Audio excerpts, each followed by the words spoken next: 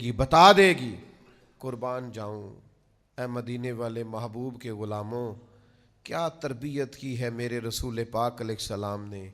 مولا علی شیر خدا، امیر المومنین، خلیفۃ المسلمین، حضرت مولا علی شیر خدا رضی اللہ تعالیٰ عنہ جب امیر المومنین تھے تو اس کمرے میں جاتے جہاں مسلمانوں کا مال رکھا ہوتا تھا، جو خزانے کا کمرہ تھا، وہ سارا مال ضرورت مندوں میں بانٹتے، حقداروں میں بانٹتے۔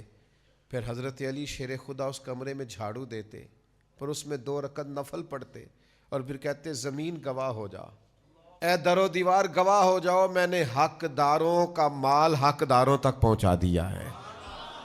گواہ ہو جاؤ، سنو، یاد رکھو، اور اللہ کے حضور گواہی دینا کہ علی نے تمہارا حق ادا کر دیا ہے۔